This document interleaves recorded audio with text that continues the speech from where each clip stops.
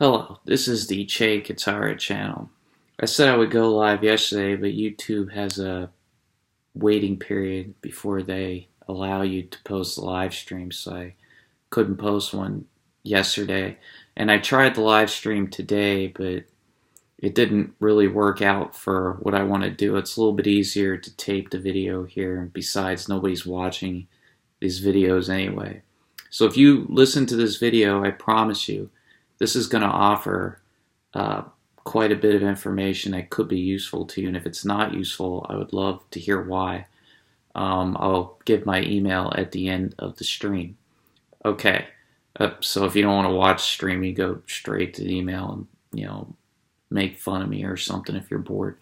Okay, so the Russia conspiracy is fake. If you don't accept that, that's cool. You can listen or not listen. Trump is not a Russian puppet, by definition. The Russia conspiracy is a form of domestic terrorism. If you look up the definition of terrorism, feel free, dictionary.com or whatever. The fake Russia conspiracy fits the definition of terrorism. Find any definition on the web. The type of hysteria that it creates, the amount of social disruption, the severing of some relationships, and we have to qualify the words that we use. Some relationships have been severed. Some relationships have been permanently altered. Some relationships are different. And this has happened all through society amongst millions of people. And in a way, tragic in each little way, right? And there's all sorts of potentialities that have been thwarted. And by the way, many of the participants in the fake Russian conspiracy, not all, and this is excluding people that believe in the fake Russia conspiracy. So, we need to think in terms of, I'm talking about institutional actors to powerful people. There's a separate question as to those that believe it amongst the public. All right, so I'm going to leave that alone for right now, but I am talking about their relationships and how these powerful people or people of means and privilege in the media, in the intelligence agencies, have, in a sense, wrecked potentialities moving forward. They've permanently altered the political discourse. They have most certainly terrorized Jill Stein.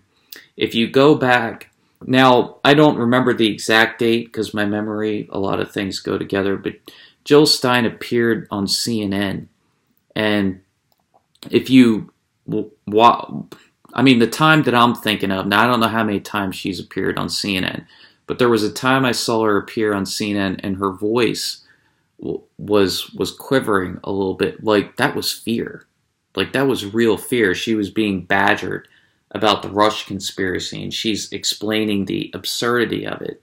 Poor woman. She's got all of these wonderful advocacies that she has. She clearly loves people. And she's being tormented by this fake conspiracy. Okay, I'll put that aside. Now let's get to some nuts and bolts. Why is the Russia conspiracy fake? It's amazing that I would even have to explain that to start off. Because the people that should be proving that it's real are the people who are making the claim that it's real. They've offered no evidence. None. Okay? The whole thing with the 12 GRU agents, that is a complete fabrication. This should be apparent to all rational human beings, okay? Now, Russia has people that work in their intelligence agencies. They do. They pay them. We have people that work in our intelligence agencies. People get into voting machines across nations. They do these things. Like, you need to distinguish between hacking and normal intelligence activity that's relatively innocuous, all right? Like, they know their boundaries, okay? So they've offered no evidence of Russia violating any of the established norms amongst intelligence agencies at all in regard to the Russia conspiracy. Zero evidence. Zero. The whole 12 Russia agents, Mueller, he has got 12 Russian agencies. He's he's written up this whole indictment and all this stuff, and that is propaganda, okay? That's meant to generalize your fear. They want you to believe it, okay? Well, why would they do that? Why would they do that? You're working hard. Maybe you got a 10, 12-hour job, 8, 10, 12 hours, however long you work your job. Maybe you're part-time. That's good too. Maybe you're just a busy person. You're raising kids. You're working hard. You're paying off a mortgage. You want to believe in your institutions. You want to believe in somebody like Bob Mueller, right? You want to believe in Bob Mueller. You know what Bob Mueller has done? Any one of you listening to this video, the 1 or 2 people listening, I really wish it'd be thousands. I really do. But I'm realistic. I believe it's only going to be maybe 1 if I'm lucky, somewhere out there in Montana. Thank you for watching. You can look up Bob Mueller talking about weapons of mass destruction online. Anybody can do this. You don't need to listen to the alternative media, okay? Some of these people who are they're trying to do a good job. You got people, that are trying. But I don't believe that they're being particularly useful overall. They're sort of helping this whole thing along. I'll give you an example of people that are not helping it along. You got Bill Binney. Bill Binney has elements of it right. He's somebody that worked in the NSA, in the past, and he has a certain amount of technical expertise. He would be somebody that you would look up online, and you could get some technical expertise. This is somebody that knows what he's talking about, okay? Now, do I think that he's offered a great explanation for the overall conspiracy? Not really. I think he's given great elements, and I see him as somebody that is extremely well-meaning, and he's kind of like a long-distance friend of sorts. I don't know him personally, but he seems like such a nice guy to me. So I'm not criticizing anything that he's doing. This conspiracy is a very difficult thing to kind of get your head around, and you might have to be insane to have any kind of rational view of it, in my opinion, but whatever. Bill Binney, Ray McGovern has done a good job giving people kind of a timeline as it relates to the Hillary Clinton campaign and kind of releasing this Trump-Russia association, okay? And he kind of gives elements of a certain technical expertise because he was also working in the federal government for a long time, dealing with intelligence and things like that. Okay, so Ray McGovern and Bill Binney give you a certain amount of technical expertise elements that not one single journalist on the left, even the ones that are right that this is fake, it's a lot of hot air. It really is. And their arguments aren't even that good. And they even concede at times to these Russian conspiracy theorists. I saw Matt Taibbi explaining in an interview on Vox. Vox has an interview with Matt Taibbi, if you want to look that up. This Vox guy's like, well, you have to admit, blah, blah, blah, the 12 Russian agents. Right there, I'd be like, so right there, you're taking in not so sophisticated propaganda. That's what you have to tell this interviewer. Okay, maybe he doesn't get an interview anymore. Maybe he's trying to keep his platform open. But I think, and this is what I would say to Matt Taibbi and everyone else, I don't know what your rational calculation is there. Tell the guy the truth. Tell him he is a hack.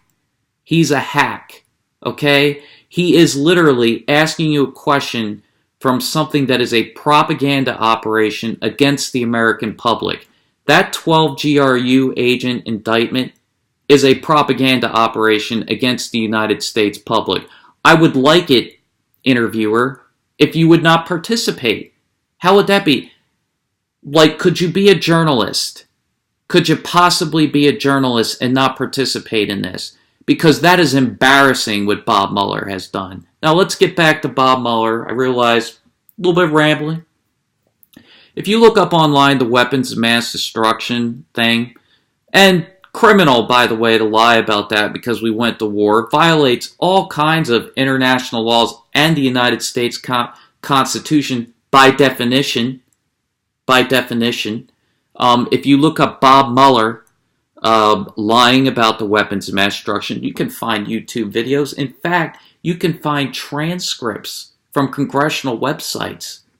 Go look it up, read, or watch. The YouTube video is even better. It's got the full testimony. You can look up his testimony in front of Congress. He's testifying about weapons, knowingly lying.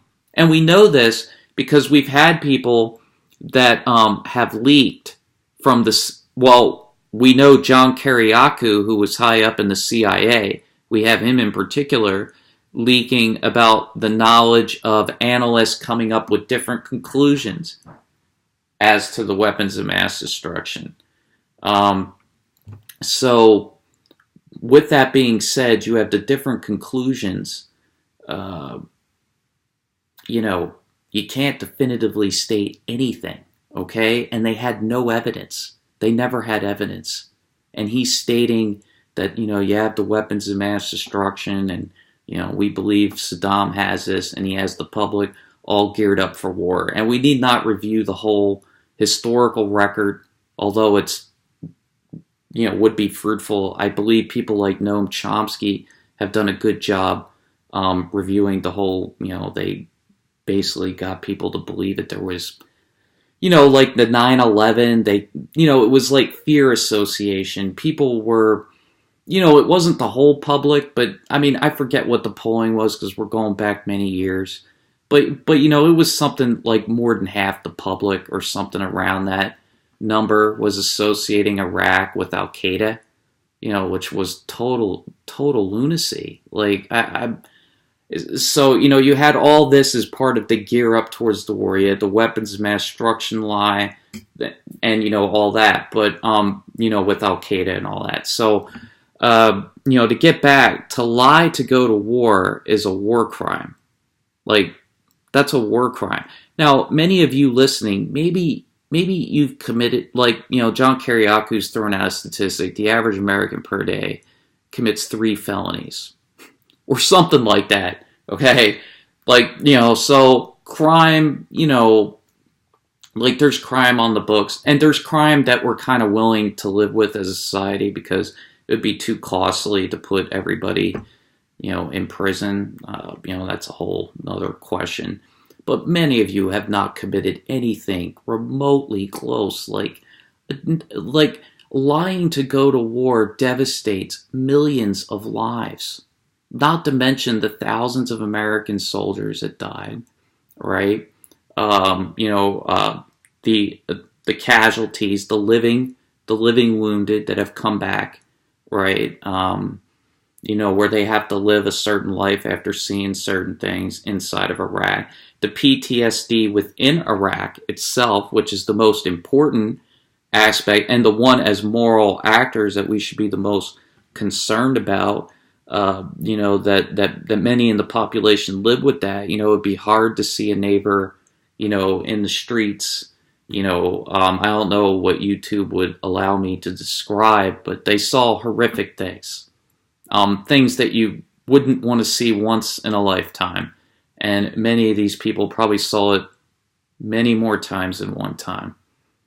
And to see their neighborhoods wrecked. I believe that there was a journalist named Nir Rosen who has a controversial past, which I will not refer to. I'm not going to comment on that. But if you just look at the journalism that he produced outside of his personal things that certain people have a problem with, I'm not going to comment on those. Apparently he made some heinous comments at some point. I don't participate in Twitterverse, so I don't know what happened in this Twitterverse. I haven't looked into it, but I do know about the academic scholarship aspect of he went into neighborhoods inside of Iraq, and if you look up some of his old books, he does a really good job describing how devastated Iraqi society was and what the ramifications of the war were. All right, so that's a war crime that Bob Mueller participated in. Okay, now that's a war criminal. All right, George Bush, war crimes. These people are all free. None of us have committed crimes remotely close to this in our lives. Okay, so I'm not going to get up here on a self-righteous horse and tell people, look, you're better than somebody else. Okay, but the fact is, a lot of us are not in government power, okay? And we wouldn't be so casual, with lives of millions of people. And then when you start getting into numbers, tens of thousands of deaths, I mean, just staggers me. Imagine millions of refugees. Come on. It's utterly ridiculous that we have not faced that. We need to address that at some point. This whole thing with Hillary Clinton's emails. You hear this with a lot of these YouTubers, right? Where they get on Hillary Clinton and it plays into that Hillary hate. And you know what? She did violate the law with the emails, and you can find a lot of good sources on that online.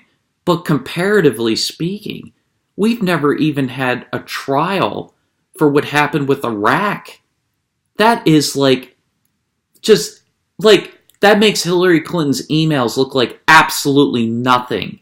Okay? So for people that complain about Hillary's emails, but we got war criminals literally walking free. And why would that be significant? Because one of those war criminals now is conducting a fake investigation which is terrorizing the American public. And we have to come to grips as to why this is happening. Okay? Look, Bob Mueller might be a good person. Okay? I'm not going to judge him personally. He, whatever he does in his personal life. I don't know if he's got kids. I don't know what his neighborhood's like. Maybe this guy, when he goes to the grocery store, sees somebody struggling, he helps them with their groceries to go there. Okay? Maybe he's a nice guy. But let me tell you something. When you lie to go to war because people trust you as a public official, you've committed a war crime. You've committed a war crime. Crimes against humanity. That's serious stuff. We can't just sit here and say, well, he's a nice guy, he's trustworthy. How is he trustworthy? He totally lied to go to war. I've got a personal, I don't want to say he's a personal friend because we all say things, but I was a family friend of somebody and I saw him, I saw him around the house, but he wasn't one of my closest friends, but I was close friends with his brothers. He died in that war. All right, I won't mention his name out of respect for the family, because, that would have to be, this is a public, even though nobody's watching, But, that's upsetting. He gets, a good guy. A good guy, just a really good guy. I don't know, what people are like that join the military, just common American citizens. I can't speak for all of them, but him particularly, the one I'm thinking about that died over there, he was just a really nice guy. That's all my interactions with him. Just totally positive. I never had a negative thought in my head of this guy. Ever. He's dead. He can't live his life. He died over in some province in Iraq. I know it kind of, but I don't want to disrespect the province instead of Iraq by mispronouncing it or something. I kind of have a name in my head, so I'm sorry that I'm not mentioning it. And he's local to the area where I live. And every time I think about that, and Bob Mueller is a free man. A free man. And that guy is dead. He's not coming back. He can't raise a family. He can't, he's not living married, with the woman that, he was with.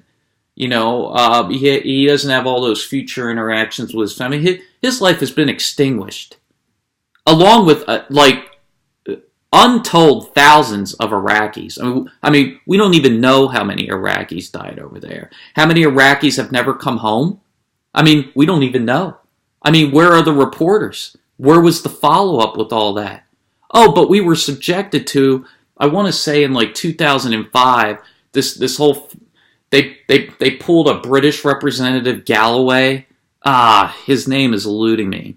They pulled him in front of Congress and they were just grilling him. If you want to see some compelling footage, watch the Galloway versus the United States Senate videos on YouTube.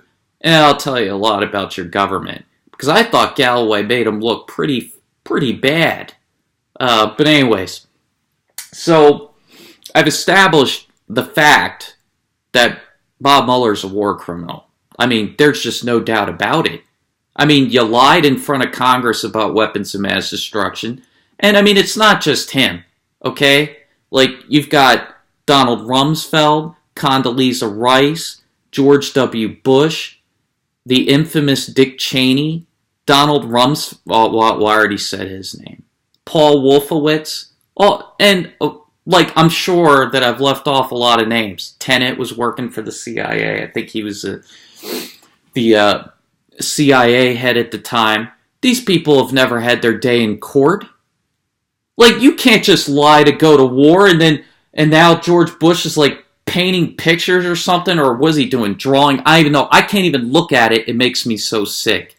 Like, to think, oh, you must really be all broken up inside, George, about that war. You must really just be all broken up, you know, you're drawing or painting or whatever it is that he's doing. I can't look at it. I can't stomach it. I'm just like, are you serious? I mean, there is nothing that man could do that could, like, okay, well, I'll just leave that alone. All right. I mean, I don't even know where he is. I mean, can he travel to certain countries now? I mean, who knows? But anyways, so, yeah, I mean, I know that that's a little, you know, there's a myth out there he can't travel, but I think he can, but I don't know. I mean, I don't really pay that much attention. I hear people chirp about things, so sometimes, and I mean, you know, I do a lot of personal research, you know, professionally, and I only have so much time, so I'm not going to trail off on that. Okay, so let's get back to the Russia conspiracy. Now, multiple institutions are involved in this conspiracy. Media, intelligence agencies in particular are heavily involved. You have political operatives like David Corn.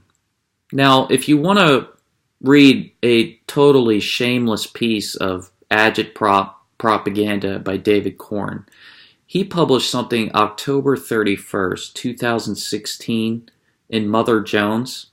Okay? He was so upset that the Democratic Party couldn't rattle the FBI enough to propagandize the public on this fake Russia conspiracy. Now, David Corn admits in the article, Democratic Party, through channels, was harassing the FBI to get the FBI to start propagandizing before the 2016 election on this fake conspiracy. He was so annoyed, he publishes this whole article. And this guy is total political slime. Like, I mean, he has no regard for the truth whatsoever. It's all about his team. David Corn is on Team Democrat, okay? Totally self-righteous.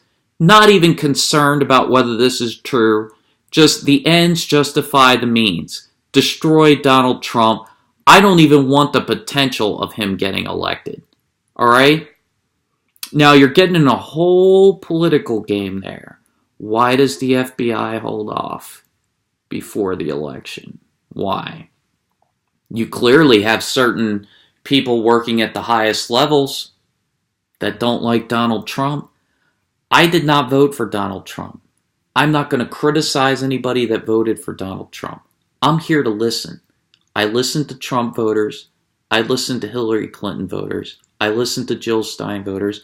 I listened to people that voted for Santa Claus. I'm listening to everybody I can, okay? I have no judgments. The whole lesser evilism, the shaming people, that's a disgrace. Like, the shaming people and lesser evil voting, I'll leave that aside. That's a topic for another day, okay? Like, I think there is a lesser evil calculation that can exist, but it's like there's times when that calculation does not make sense.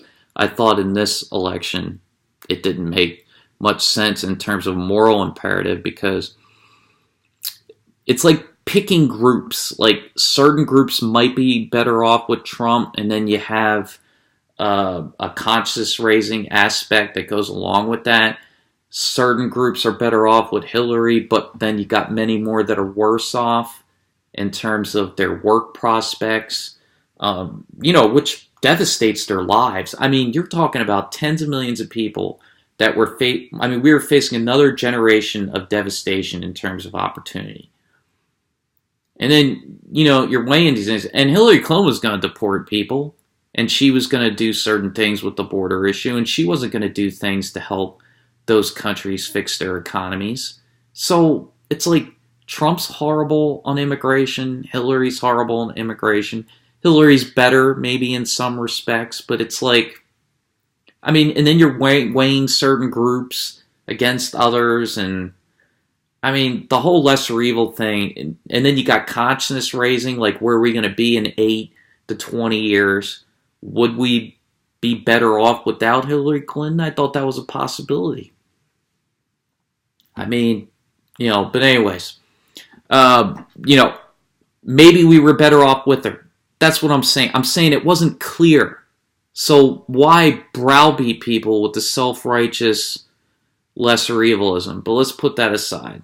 Now let's get back to these institutions that are involved in the Russia conspiracy and these individuals like Rachel Maddow and Adam Schiff and these people who operate in institutions and are also individuals.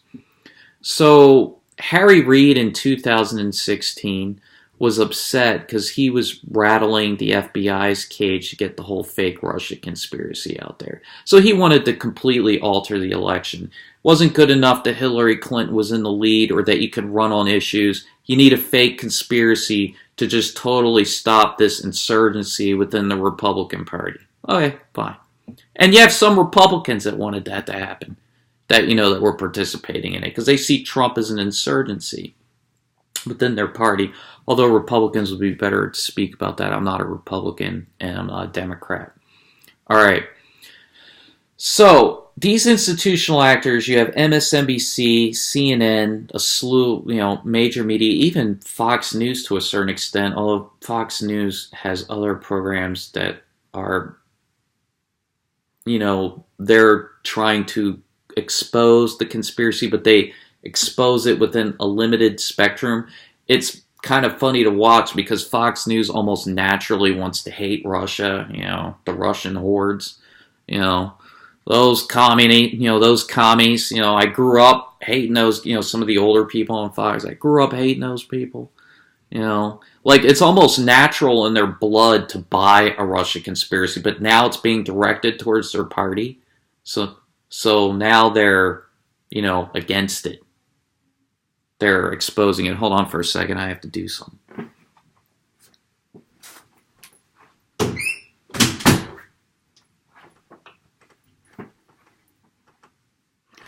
All right. All right. Back.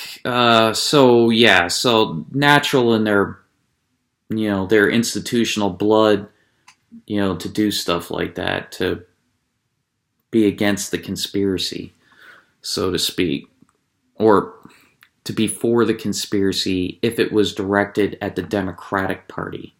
Because remember, the Republicans, or Fox News in particular, right, as an institution, was stoking the fake weapons of mass destruction thing, which they have conveniently forgotten, in their whole analysis.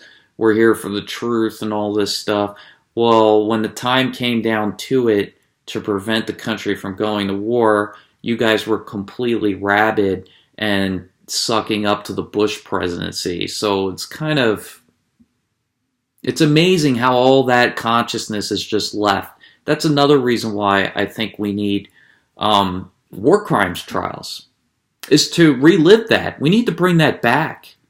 We need to bring that period of time back because it's affecting the present. The fact that we never dealt with those injustices has been revisited upon us with this fake Russia conspiracy. If we had dealt with that as a society, if we decided, look, you can't lie to send the country to go to war, that would have done a number of things for American society. For one thing, Bob Mueller would have been totally discredited And it would have led to a more enhanced view, or people thinking more deeply about some of these people at the executive levels in these intelligence agencies and in the mass media. You know, maybe we'd have maybe more critical faculties as a public. Now, some of us have great critical faculties, and then others, not so much. You know, it's a cultural thing that we have to deal with in the United States to develop kind of a public intellectual culture. Some people get on YouTube, watch videos. It's part of developing an intellectual culture in a way. Other ways, not so much. You have the conspiracy theory videos. I'll leave that aside. The whole QAnon, like that lunacy. I went on some websites just to look at those message boards. I'll leave that aside. But anyways, if you are, like, I have some friends that believed in that stuff, and I listen. Look, I'll listen. You can send me an email, but we're just not going to agree on that one. All right? We have to agree to disagree. I believe Lee Harvey Oswald shot John F. Kennedy. All right? He also took a shot at another politician in Texas several months before, which almost never gets mentioned. He takes a shot at the guy and just barely misses, okay? Like, yeah, I think he's the assassin, all right? Like, yes, we landed on the moon. I mean, how many conspiracies can I go over, okay? Can people get out of this conspiracy mindset? Like, there is a conspiracy in this country. The wealthy, like the wealthier elements run the country.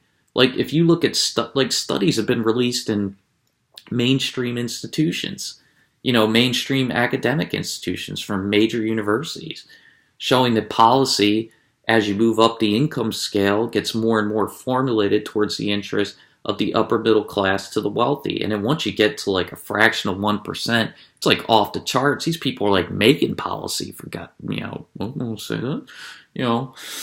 They're making, I have to watch my language on here. Hopefully I haven't violated any policies, YouTube gods. All right. So let's get back to the Russia conspiracy. All right. So you have these institutions signaling amongst each other. So you have people like David Corn, a political operative. You have party leaders like Harry Reid, right, and Adam Schiff, who are going around trying, to get into, hey, what are you guys doing over there in the FBI? Because you need institutions, working with each other. Now, institutions send signals amongst each other. So when you had this whole dossier with a lot of dodgy information in it, clearly another propaganda document to be used against Donald Trump. It was kind of an information gathering campaign, whatever you can piece together that, can look credible or whatever to damage, like, dirty politics. So I want to say that started out with a Republican entity buying that. I don't want to get into particulars because I really don't get into this whole soap opera, but I know that it originated through a firm and then was picked up by Hillary Clinton after she discovered that, Assange had her emails and all that stuff, that there was a breach. So, all right, so you have these multiple institutions. You have intelligence agencies, mass media. So how do the signals work? Well, people like Bob Mueller and Rachel Maddow and Adam Schiff and Harry Reid and all these different people that have been involved in this conspiracy. The people like the editors at CNN, the journalists at CNN. These people work within institutions. And they know people in other institutions. They know people in the FBI. The FBI know people at CNN. Okay, now they all don't sit in a room together and discuss things. Maybe a couple of them are friends and they do that, but who knows?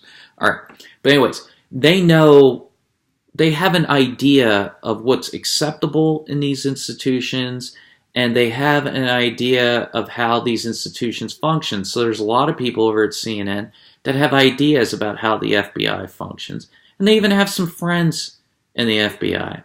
You have people in Congress that know how the FBI and the CIA function and the NSA, right? They even have some friends that are within these agencies. And, on the other side, there's people in the CIA and there's people in the FBI and there's people in the NSA that know people in CNN and MSNBC and Fox News. And they know how those institutions function. Okay? And editors who spend time thinking about this literally, probably, their own mental equations on how these institutions are going to react. So when you have things like a largely fake dossier, when you have a completely fake Russia conspiracy, and it gets out there, if you have particular goals as an institution, you'll take something, as far as you can take it, all right? And maybe some people actually believe it, which, if you believe this Russia conspiracy, I don't know. I mean, I don't see how you believe anything without evidence. Call me crazy. I think you need evidence. You make extraordinary claims. You should have evidence. All right. So let's get back. Now, institutions and individuals within institutions. Now, this is the very key point, 36, 37 minutes in. People who work in institutions. This is the most key point of this whole video. And this is the unique thing that I offer that maybe nobody else is going to offer you. Oftentimes, when they make these considerations, they think about minimal goals and maximal goals. So, let's say you believe the Russia conspiracy. I don't believe that they do. Maybe they do, maybe they don't. But whether they do or they don't is irrelevant. When they look at this fake Russia conspiracy and they've got no evidence whatsoever, but they've got other institutions that are willing to go along with it. So, you have powerful institutions like the FBI and the CIA in particular. So you had James Clapper and John Brennan as two people that seemed to be involved with sending those signals out. Once upon a time for John Brennan, who has kind of walked back recently on Twitter, but we'll leave that aside for now. A telling walk back, might I add. So they send signals out. So now you have powerful voices and you've got what are called people with credibility, right? Although John Brennan has spent a lifetime lying. I mean, need we review the record? But he's credible. Trust us. That's what they always say. So you have these institutions behaving in that fashion. That sends signals to other institutions. So people at MSNBC and CNN think that they can keep going with this. And who knows? Maybe in their minds they think, maybe there's something. Maybe it's not even anything, but we can make the people think it's something, and we'll just move on to something else in the distant future. Let's just take this thing for a ride.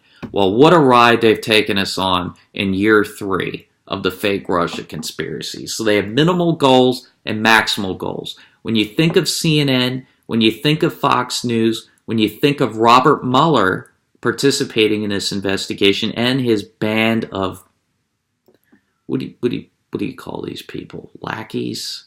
Are they even lackeys? I mean, who knows? They're participating in a fraud willfully. They have to know it's a fraud. So they all have institutional minimal goals, maximal goals. So they think in these terms as individuals inside of institutions, and institutions who have people that think largely in terms of the institution have people that think on kind of a macro scale of this professionally, so to speak. Minimal goals and maximal goals. What would be the minimal goals for the people participating in this fake Russia conspiracy across the mass media and the intelligence agencies, and with these individual quote-unquote journalists that you have? Even like I sample Vox occasionally and other things. I mean, I'm shocked at the garbage that they're producing. I mean, really. Like, now you've got some of them, they just dryly report something as if that's news. But they're just participating. They're just helping along, like, the fear-mongering. Like, and then they're pretending that they're objective. No. The people... I've seen few people who are objective. Even people that reject a conspiracy are biased. I mean, but anyways, let's stay focused on the minimal and the maximal goals. Most important part of the video. So minimal goals, 40 minutes in. Whew, talk too much. Stave off the instability and uncertainty of dissent. That's one minimal goal. They are concerned about dissent. The Bernie Sanders campaign sent signals like shockwaves across every single institution in society, including that guy from Starbucks. What is he? Former? I mean, I don't even know what he does now. So at one time, maybe he is now. I don't spend time looking into celebrity life. So you have the guy that's associated with Starbucks that wants to run for president. People like him see Bernie Sanders running for president, and they are thinking, what has happened to this society? Is it all coming apart? All these things that I believe in, although they see neoliberalism as this like slur, you know, you hear this. If you talk to people that work within the federal government, you know, if you talk to people that have these privileged positions in academia, using neoliberalism with Hillary Clinton is a slur. Using neoliberalism with Joe Biden is a slur. No, that is the existing economy. You want to know what neoliberalism looks like?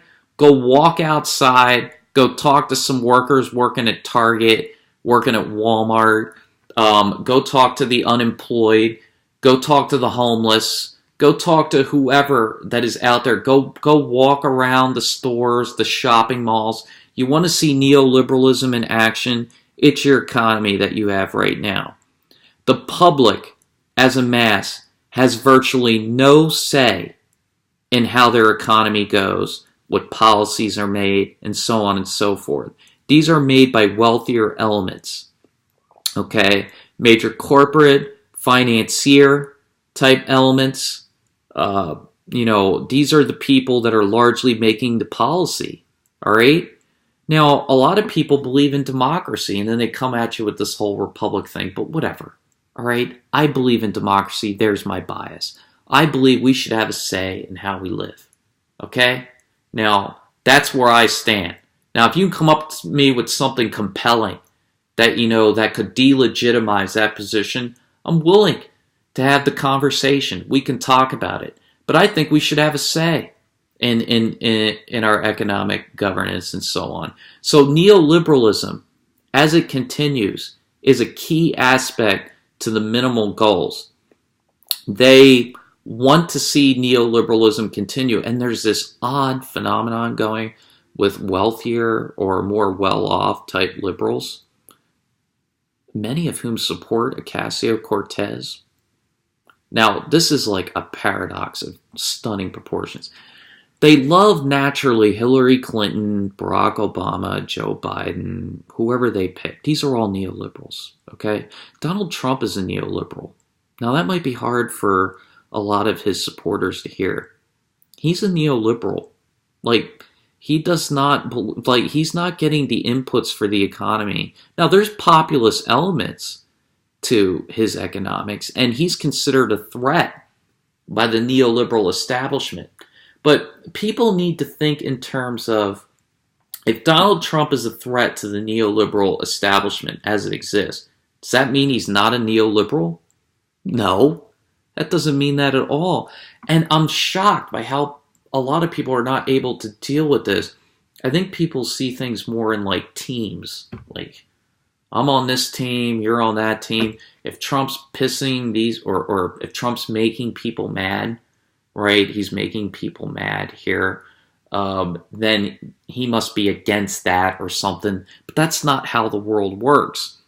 Trump's neoliberal program is not accepted by the neoliberal establishment. He has a protectionist variety that is seen by the neoliberal establishment and their technocrats, the technically trained economists and stuff that get access to the White House, to help make the policy and give advice to the president.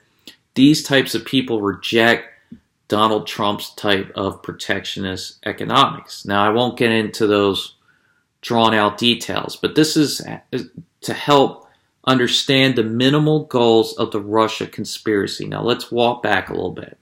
I said the first point being to stave off the instability and uncertainty of dissent in society, the threat of dissent, people being unhappy, people saying, well, I don't have a say. Maybe I want that great job that my parents had before they shipped it away to some other country, right? Like, people want to feel empowered. They want to have some opportunity. I want to raise a family. I got one life to live. Maybe I'd like to raise a family. Maybe I got something else that I want to do. Maybe I want to be this great engineer. I don't want to raise a family. Maybe I don't have the ability to raise a family. Maybe I just want to have a good job and good opportunity to enjoy my family and friends and neighbors. Whatever it is for people. They want to have a say. They want to have like empowerment. And they also want to have like a decent job they can feel proud of. Like, I made those tires. Like, the tire place is down the street. I worked in that factory. That means something to somebody, And maybe they even want to have a say, like in the workplace. I mean, would that be too much to ask? I mean, we're only on this planet like a short time. Well, anyways, okay, so let's leave that aside for a moment. Let's get back to the minimal goals. To stave off, like Bernie being kind of like the epitome of it. And then Bernie offers this like paradox, because Bernie was kind of like a quasi-insurgency. He didn't run a grassroots campaign, but he had some of his hardcore believers. You can't say anything negative about Bernie. Bernie has some policies that are very helpful towards people. I even believe that Bernie Sanders is probably well-meaning overall. Okay? He's helped stoke this fake Russia conspiracy. Bernie Sanders has participated in domestic terrorism. Let me tell this to his supporters. Bernie Sanders has participated in domestic terrorism. He's helped stoke it. Bernie has his own opportunistic decisions that he's making, right? Sanders' program has elements that help popular causes, but it's top-down decision-making. He has a team. His campaign, some respects, grassroots. There's like small elements, but it's not grassroots-oriented. It's largely, they've got a team that makes decisions and they go forth. Like, they didn't really go through a democratic process with working out their healthcare program. They've determined what's best for us. Now, I think Bernie has a better plan than any of the Democrats that are running for president, or at least that I'm familiar with. Maybe someone has a program that I have not fully read. Okay, but does that mean that that's the program that we should support? I feel like there's been a lack of conversation. Almost putting the cart before the horse, so to speak. But I'll leave that aside. So Bernie has his own opportunistic calculations, and in this case, he's extremely dishonest on this Russia thing, and he should have been honest. He should have been one of the people out there saying this conspiracy is not real. As much like he doesn't like Donald Trump, it's obvious, right? You can not like Donald Trump, you cannot support any of his policies, although I think him and Sanders have some agreement on economic issues, put that aside. That you like, this isn't like a game. All right, these are people's lives. You don't need to lie about Donald Trump to defeat him. You deal with policies, okay? Bernie, you have your policies. Trump has his. No need to lie about a fake conspiracy and to worsen relations with Russia. I'll talk about Russians on another day because I've spent time studying Russian history and things like that, and some of the attitudes in our contemporary society, but I'm going to leave that aside. Let's get back to the minimal goals. It's one minimal goal. Dissent. is a concern for the FBI, the CIA, the Democratic Party, and the Republican Party. Democrats and Republicans share this concern with the amount of dissent that's out there because Democrats and Republicans and institutions are threatened by this dissent, as well as the FBI, who perceives themselves in a way, at least at the executive level, as sort of guardians of stability, law, and stability. And they develop this notion of a good guy or good woman, like we are the good citizen, right? And they're enforcing these laws, which, in certain ways, they're enforcing extremely legitimate ones, right? But they have kind of an institutional role politically that's separate from all that, where they see themselves in this good way, which I recommend watching an interview of Bob Mueller sometime if you want to just get a sample of the mentality. I mean, I'll put it aside. I have some personal judgments on what I saw with him. I'm not even entirely sure he's all there. But anyways, all right. So Trump's economic neoliberal protectionism is not accepted economic dogma amongst the people that run our lives.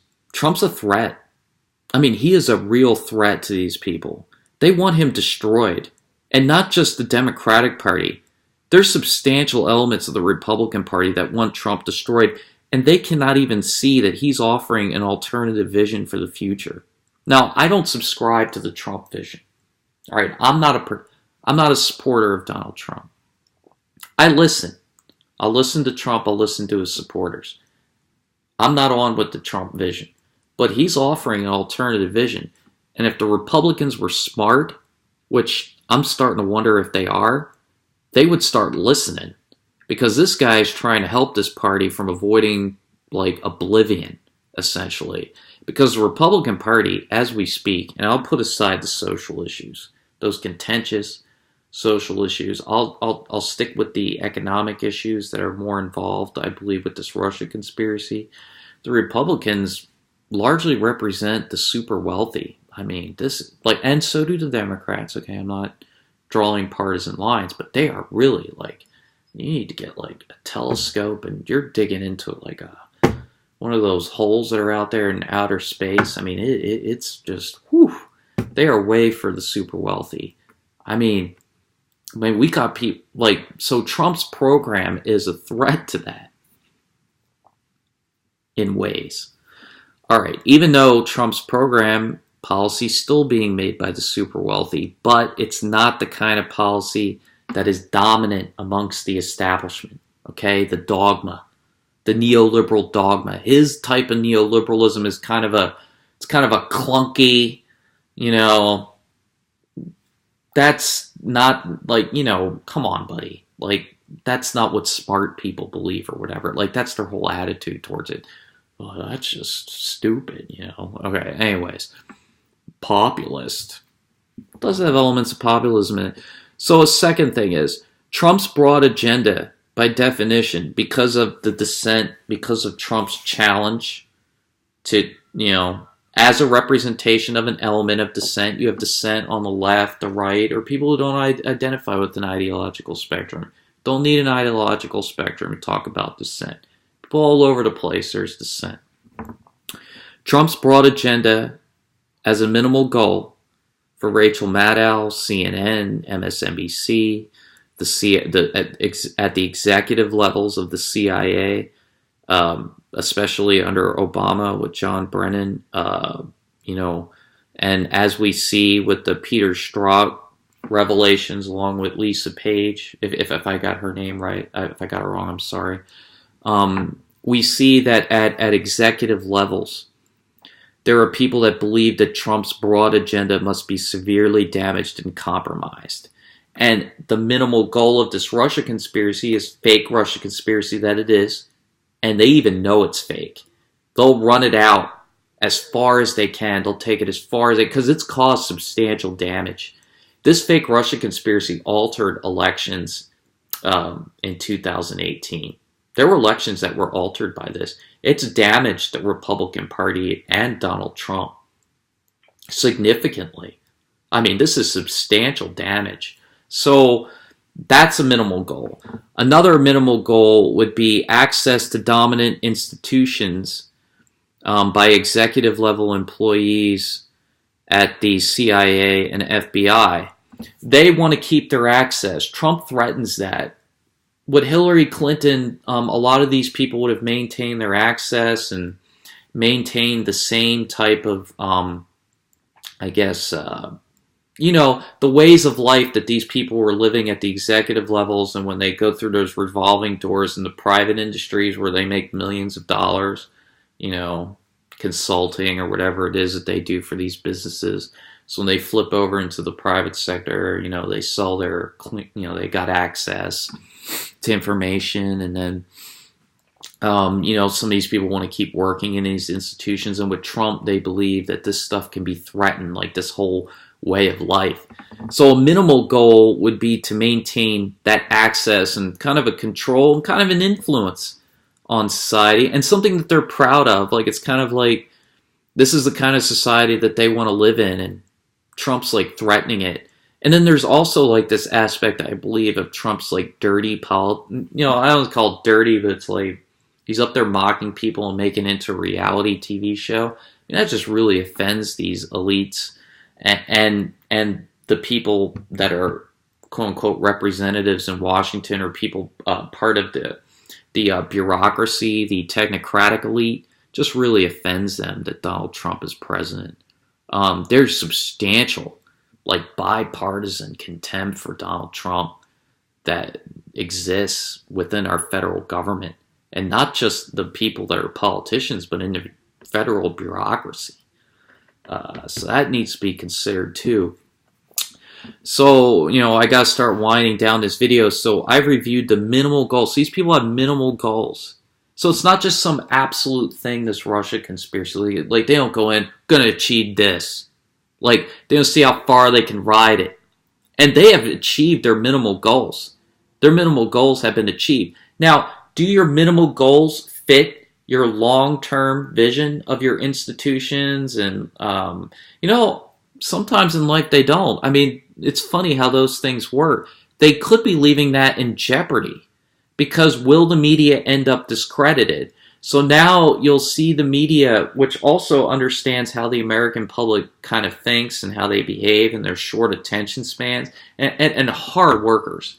America has a lot of hard workers. I mean, I tell you, I meet so many people, the hardest worker, dogged, hard, the most lovely people you ever meet. You go out in American society, you just see so many people of so many different backgrounds, such hard workers, and they take advantage of that because they think that this story can fade. They can work certain things, they can walk certain things back, and then when the time comes that this thing has ridden out, their minimal goals largely achieved anyway, then it's damage control. They'll move into damage control mode, or more distracting stories.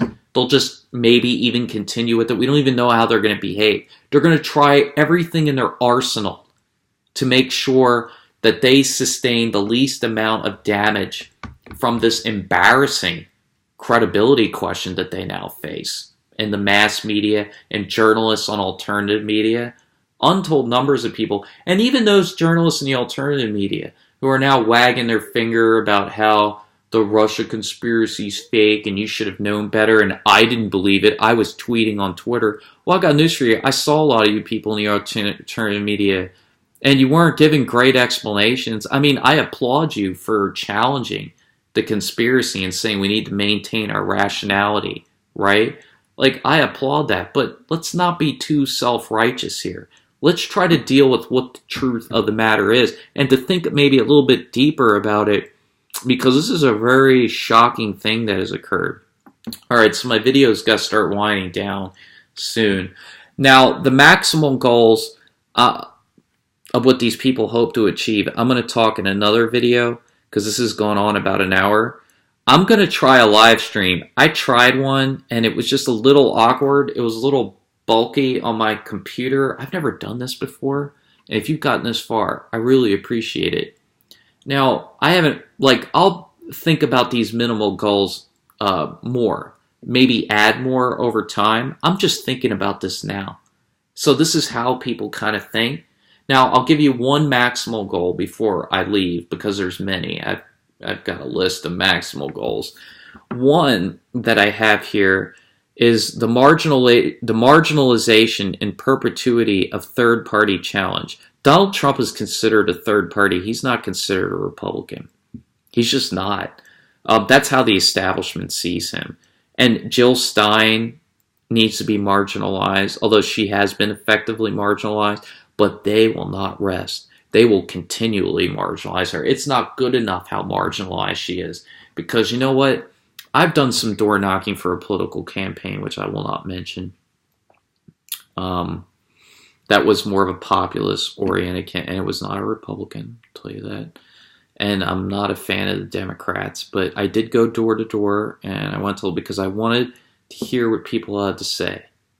And I haven't told the political campaign this. I'm not gonna take down a lot of the information you want. I just want to listen to what they have to say, and I'll deliver your literature that you want to the door because it has a platform, and I'm platform oriented, so you deliver the platform. But anyways, so I go door to door, and I just listen to these people. I'm like, look, I want to listen. And they just keep talking to me, and I'm like, this is unbelievable. I have so many good people in this country with so many good things for people, and then you got fake conspiracies like this. But anyways, getting back to the third parties.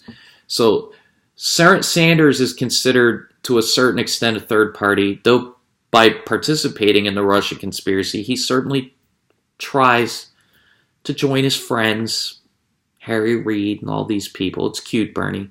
It's tragic, Bernie.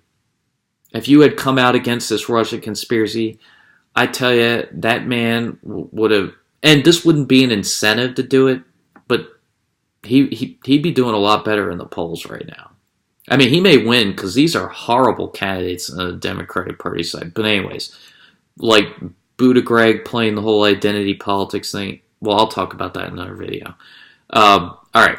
So maximal goal, marginalization and perpetuity of third parties and alternative institutional voices, neoliberalism extending into the future. That's one aspect of a maximal goal. Now, I'll get into the maximal goals as it relates to Donald Trump, because there are some things that they're trying to do to Trump. Definitely coup d'etat type stuff. I mean, we have to call it for what it is. I mean, when I first saw McCabe talking in the media, the first word, I hadn't heard this. I know Fox News uses this, okay, because I do sample, but before I ever sampled their news, the first thing that popped in my head was coup d'etat. That's what I said. I was literally talking that as I heard it. And then Fox News was using it because, well, it's against them, so, you know, their institution. So we're naturally going to lie, but or align, not a lie. Yeah, but anyways. All right, so I'm going to leave it at that, 1 minute and 3 seconds for the one person out there that's going to watch this. I got a busy day at work still left. I've been working all day. I'm going to get back to work. Hopefully somebody maybe was like, that's crazy, you ramble, whatever. But I appreciate you watching. I appreciate it very much. I'll make some more videos. I'll probably leave this up, you know, if maybe someday when I'm dead, somebody else will watch. It'll be 2 people or something. All right. So next time I'll review the minimal goals and I'll go over some maximal goals and I'll get into some more depth and some things that people can read online, like the intelligence assessment that kind of kicked off the mass media hysteria in January of 2017. So I'll be bringing in some tangible things to talk about. All right. Take care, everybody. I hope things are going well for you. Find a lot of humor out there. Keep the humor going. All right. I know it can be tough for some of you out there. All right. Much love. Much love.